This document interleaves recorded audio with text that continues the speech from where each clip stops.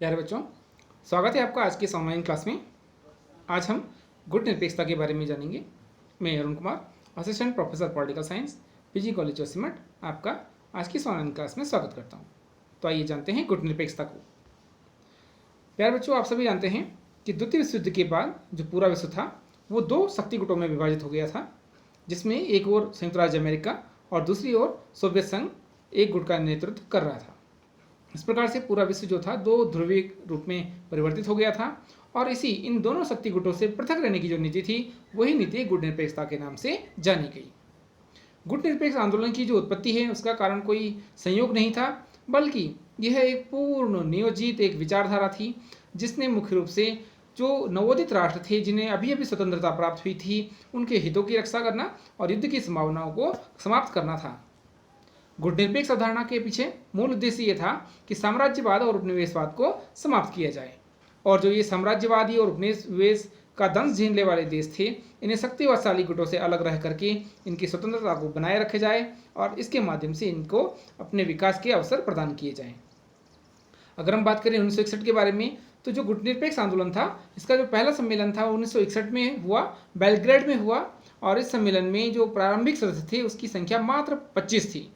और अगर हम बात करें आज 2021 की, तो 2021 में गुट निरपेक्ष आंदोलन के सदस्य देशों की संख्या 120 हो गई है।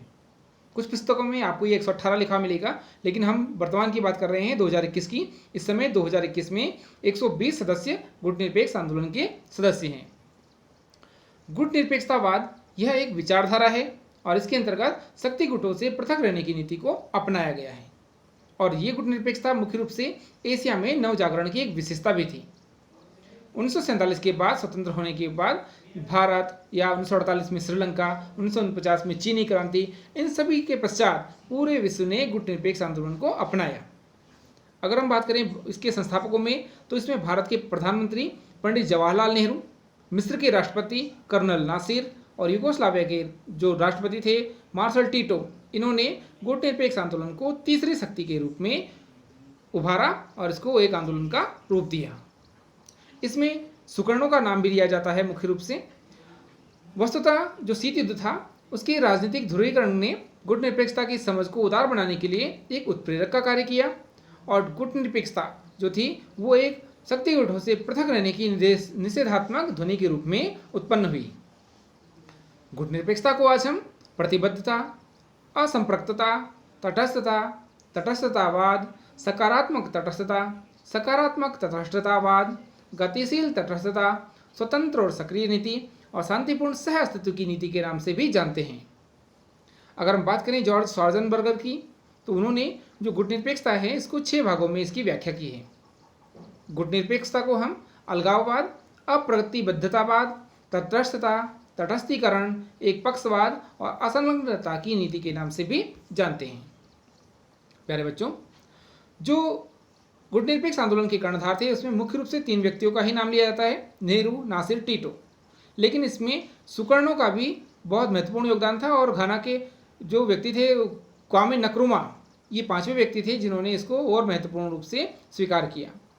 गुट निरपेक्ष आंदोलन मुख्य रूप से शक्ति गुटों से पृथक रहने की एक नीति थी, जिसने शीत युद्ध को और तीव्र होने से रोका। इसके अंतर्गत गुट निरपेक्षता के अंतर्गत 5 प्रकार की नीति को स्वीकार किया गया, जिसमें वे सदस्य इसमें शामिल होते थे जो स्वतंत्र नीति पर चलते हों, जो सदस्य देश उपनिवेशवाद का विरोध करते हों, जो सदस्य देश किसी सैनिक गुट के सदस्य न हो। सैनिक गुट का अर्थ यहाँ पर आपने नाटो और सीटो का नाम सुना होगा, सेंटो का नाम सुना होगा, या वार्सा पैक्ट का नाम सुना होगा। सोवियत संघ का एक संगठन था, सैनिक संगठन था। इन संगठनों से जो पृथक रहें, सैनिक गुटों से सदस्य न हो। इसके अलावा जो द्विपक्षीय समझौता न करें किसी बड़ी ताकत से।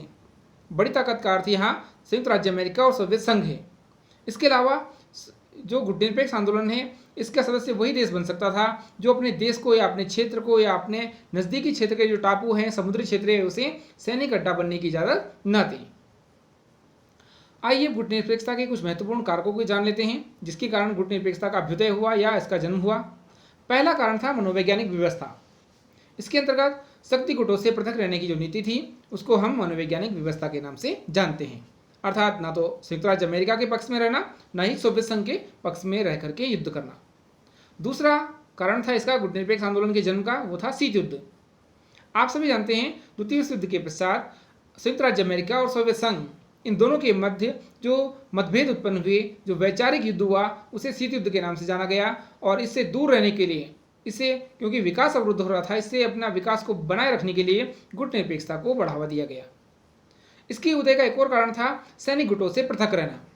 आप सभी जानते हैं अमेरिका ने नाटो नामक एक सैनिक संगठन का निर्माण 1949 में किया, जो कि वर्तमान में भी कार्यरत है। और जो सोवियत संघ था, उसके द्वारा सोवियत संघ के द्वारा वार्सा पैक्ट 1955 में इसका निर्माण किया गया। भले ही वार्सा पैक्ट आज समाप्त हो चुका है सोवियत संघ के विघटन के साथ ही, लेकिन इन सैनिक गुटों से पृथक रहने के कारण ही गुट निरपेक्षता का उदय हुआ।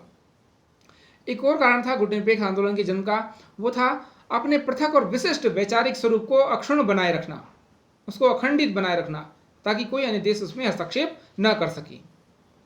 गुट निरपेक्ष आंदोलन का एक कारण और भी था, वो था स्वतंत्र विदेश नीति। सभी राष्ट्र अपनी स्वतंत्र विदेश नीति को अपना करके अपना विकास कर सकते थे, लेकिन अमेरिका या सोवियत संघ के गुट में शामिल होकर के वो स्वतंत्र विदेश नीति को नहीं अपना सकते थे। इसलिए विश्व के अधिकांश देशों ने गुट निरपेक्षता को अपनाया। और जो अंतिम कारक था वो था आर्थिक कारक, जिसके अंतर्गत व्यक्तिगत हित, राष्ट्रीय हित और अपनी महत्वाकांक्षा को पूरा करने के लिए शक्ति गुटों से पृथक रहने के लिए अनेक देशों ने गुट निरपेक्ष आंदोलन को अपनाया। आइए गुट निरपेक्ष आंदोलन की कुछ परिभाषाओं को जान लेते हैं। पंडित जवाहरलाल नेहरू के अनुसार गुट निरपेक्षता शांति का मार्ग है और संघर्ष से बचाव का मार्ग है। इसका उद्देश्य सैनिक गुटबंदियों से पृथक रहना है। यह एक निषेधात्मक नहीं, बल्कि एक सकारात्मक और निश्चित तौर पर मैं आशा करता हूं यह एक निरंतर विकासशील नीति है। तो आप समझ गए होंगे, नेहरू जी ने कहा कि जो गुट निरपेक्षता है वो तो एक शांति का मार्ग है। दूसरी परिभाषा इंडोनेशिया के पूर्व राष्ट्रपति सुकर्णो के अनुसार है। ये इसके संस्थापक भी थे गुट निरपेक्ष आंदोलन के। गुट निरपेक्षता की जो नीति है, इसका शुद्ध अर्थ है तटस्थ रहना नहीं है। इसका अर्थ है स्वतंत्रता, शांति और सामाजिक न्याय के कार्य में सक्रिय योगदान देना। अर्थात सुकर्णो ने कहा स्वतंत्रता, शांति तथा सामाजिक न्याय के कार्य में योगदान देना ही तटस्थता है, और इसे ही हम गुट निरपेक्षता के नाम से जानते हैं।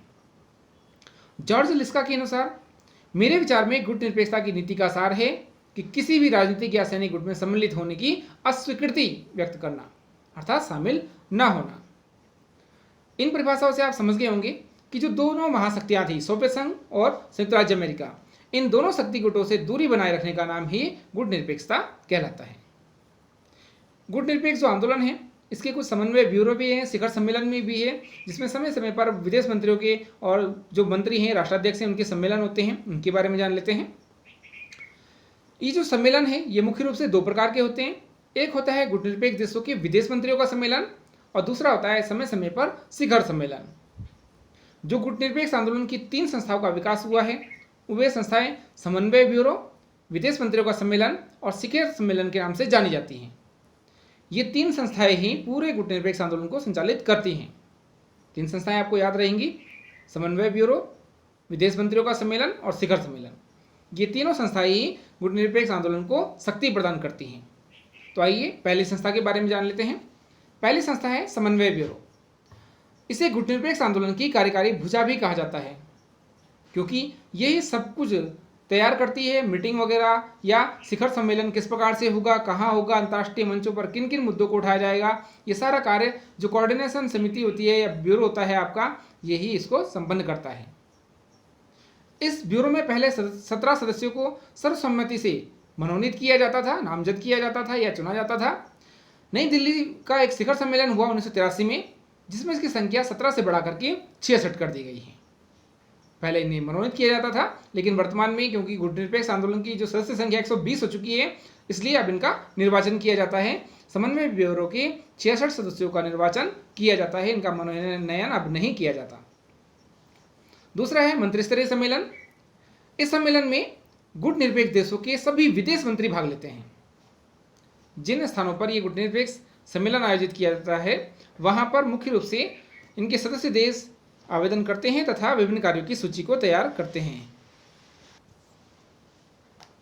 मंत्रियों का ये सम्मेलन मुख्य रूप से अंतर्राष्ट्रीय विषयों पर भी विचार विमर्श करता है तथा जो गुट निरपेक्षता के जो सिद्धांत होते हैं, उन्हें व्यावहारिक रूप देने का प्रयास करता है।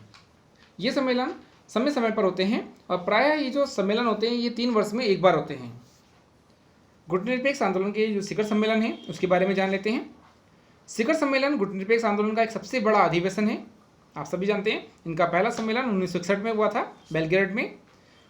इसमें केवल 25 सदस्य शामिल थे, जबकि आज की डेट में अगर हम बात करें तो गुटनिरपेक्ष आंदोलन में 120 सदस्य शामिल हैं।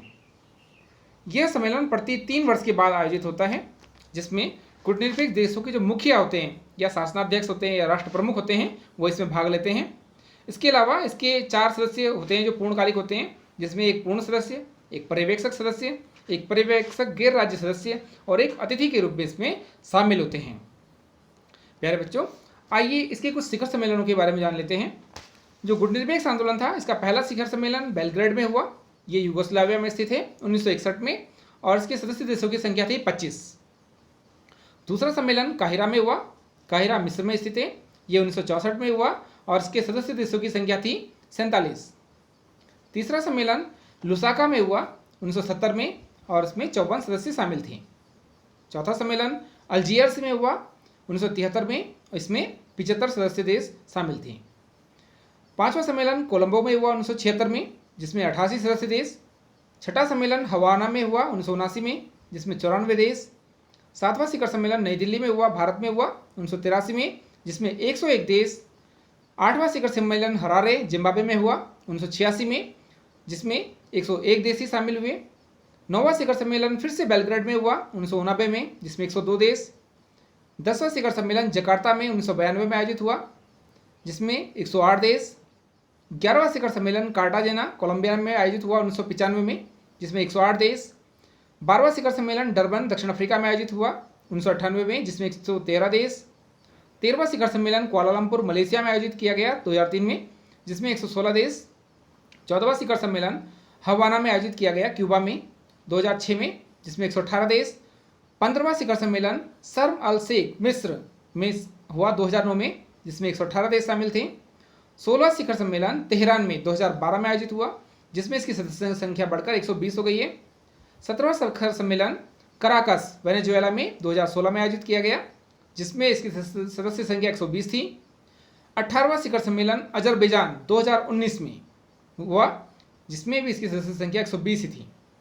इसके अलावा 2020 में एक आभासी संपर्क समूह सम्मेलन भी आयोजित किया गया, जो कि 19वां सम्मेलन आप इसको कह सकते हैं। ये वीडियो कॉन्फ्रेंसिंग के माध्यम से हुआ, क्योंकि कोविड-19 के माध्यम से सभी राष्ट्रों को एक स्थान पर एकत्र करना कोविड-19 या कोरोना महामारी के दृष्टिगत संभव नहीं था।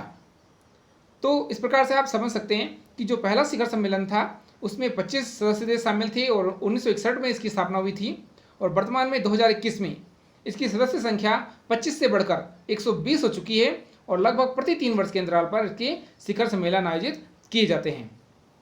अब यहाँ एक प्रश्न उठता है कि गुटनिरपेक्ष आंदोलन की वर्तमान में प्रासंगिकता क्या है, क्योंकि जब वर्तमान में एक गुट है ही नहीं, सोवियत संघ का 26 दिसंबर 1991 को विघटन हो चुका है, वर्तमान में दूसरा गुट है ही नहीं, तो इसको भी समाप्त कर देना चाहिए। लेकिन वास्तव में जो गुटनिरपेक्ष आंदोलन है, इसने पूरे विश्व में विश्व शांति की स्थापना करने में, उपनिवेशवाद के अंत करने में, परमाणु शस्त्रों के रोक करने में, निशस्त्रीकरण को बढ़ावा देने में तथा हिंद महासागर तथा प्रशांत महासागरीय क्षेत्र को शांतिपूर्ण क्षेत्र घोषित करने में महत्वपूर्ण भूमिका निभाई है।